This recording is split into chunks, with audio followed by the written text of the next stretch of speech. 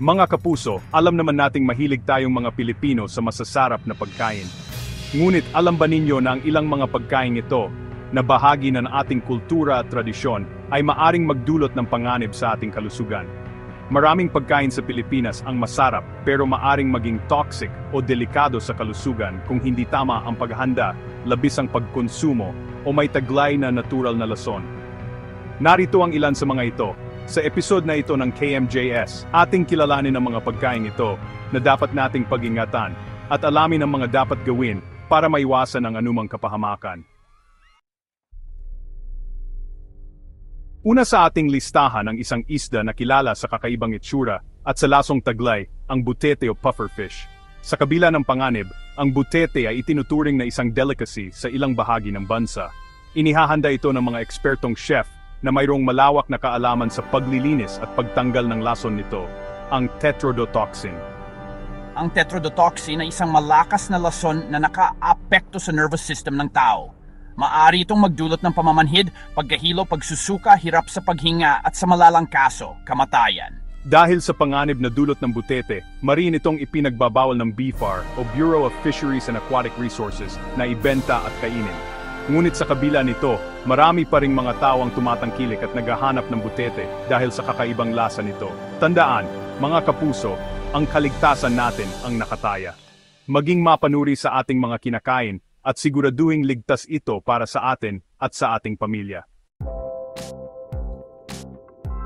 Sumunod naman sa ating listahan ang isang pagkaing laging karamay ng mga Pilipino, lalo na sa panahon ng kagipitan, ang kamoteng kahoy. Abot kaya at madaling lutuin, ang kamoteng kahoy ay isang staple food para sa maraming Pilipino. Ngunit lingid sa kaalaman ng iba, ang kamoteng kahoy, partikular na ang uri nito na mapait, ay nagtataglay ng cyanide compounds.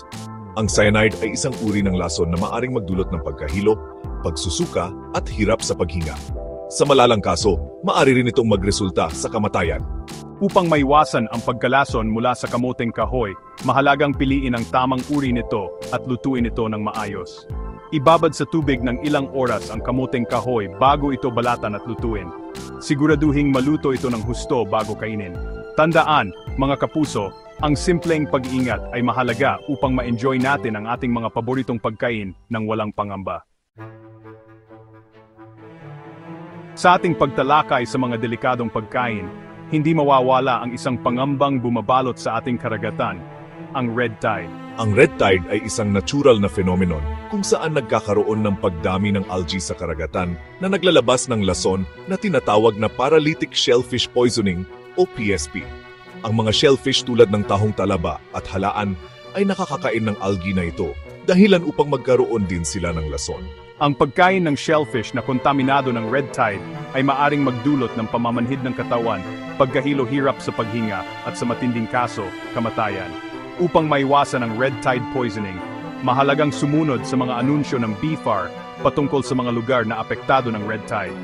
Huwag bumili at kumain ng shellfish mula sa mga lugar na ito. Tandaan, mga kapuso, ang kalusugan at kaligtasan natin ang dapat nating unahin. Maging maingat sa pagpili ng ating mga kinakain, lalo na ang mga pagkain galing sa karagatan. Sino ba naman ang hindi magugustuhan ng sausawan na patok sa panlasa ng mga Pilipino, ang bagoong at patis? Ngunit alam ba ninyo na ang labis na pagkonsumo ng mga ito ay maaring magdulot ng panganib sa ating kalusugan? Ang bagoong at patis ay mga pagkaing mataas sa sodium o asin. Bagamat ang sodium ay mahalaga sa ating katawan, ang labis na pagkonsumo nito ay maaring magdulot ng high blood pressure, sakit sa bato, at stroke. Ayon sa mga eksperto, ang isang tao ay hindi dapat kumain ng higit sa 2,300 mg ng sodium kada araw.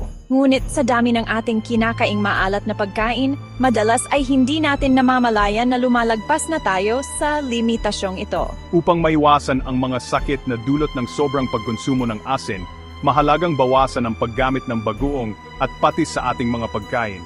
Maghanap ng ibang alternatibo tulad ng patis na low sodium o kaya naman ay gumamit na lamang ng ibang pampalasa sa ating mga lutuin. Tandaan, mga kapuso, ang pagiging malusog ay hindi lamang tungkol sa pagkain na masustansya, kundi pati na rin sa pag-iwas sa mga pagkaing maaring magdulot ng sakit. Isa sa mga naging tatak na ng kulturang Pilipino ang mga street food na matatagpuan sa halos lahat ng sulok ng bansa. Mula sa isaw, Betamax, Adidas, Kwek-Kwek at Fishball, hindi may kakaila ang hatak ng mga ito sa panlasa ng mga Pilipino. Ngunit sa likod ng mga nakakatakam na street food na ito ay may mga panganib na dapat nating bantayan. Ang mga street food ay kadalasang inihahanda sa mga lugar na hindi kalinisan. Ang mga kagamitan sa pagluluto ay maaring hindi nahuhugasan ng maayos at ang mga sangkap na ginagamit ay maaring kontaminado na ng bacteria o virus. Ang pagkain ng street food na hindi malinis ang paghahanda ay maaring magdulot ng iba't ibang sakit tulad ng hepatitis A, typhoid fever at food poisoning. Ang mga sintomas ng mga sakit na ito ay pagsusuka, pagtatay, lagnat at pananakit ng tiyan.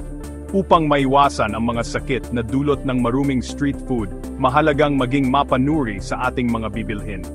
Siguraduhin ang mga street food na ating kakainin ay luto sa malinis na lugar at gumagamit ng malinis na kagamitan.